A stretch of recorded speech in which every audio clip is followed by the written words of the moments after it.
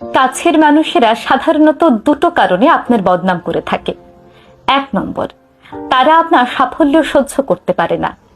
আমাদের এমন অনেক কাছের মানুষ আছে যাদেরকে আমরা কাছের মানুষ মনে করলেও তারা মূলত আমাদের সাফল্যে ঈর্ষান্বিত হয়। তারা মূলত আপনার সাফল্য দেখে তা সহ্য করতে পারে না। সামনাসামনি আপনার সঙ্গে ভালো সম্পর্ক বজায় রাখলেও পেছনে গিয়ে আপনার বদনাম করে, আপনাকে ছোট করতে চায়, কারণ সে চাইলেও আপনার মতো সাফল্য অর্জন করতে পারছে না। 2 নম্বর, আপনাকে তার নিয়ন্ত্রণে রাখতে না পারা। কিছু কিছু মানুষ আছে, দেখবেন যতক্ষণ পর্যন্ত আপনি তার মতের পক্ষে কথা বলে যাচ্ছেন ততক্ষণ পর্যন্ত আপনি তার কাছে ভালো মানুষ, তার কাছের মানুষ। কিন্তু যেই মুহূর্তে আপনার মতামতটি তার মতের উল্টো দিকে চলে যাচ্ছে, সে আপনাকে নিয়ন্ত্রণ করতে পারছে না, অমনি আপনি তার কাছে হঠাৎ করেই খারাপ মানুষ হয়ে যান।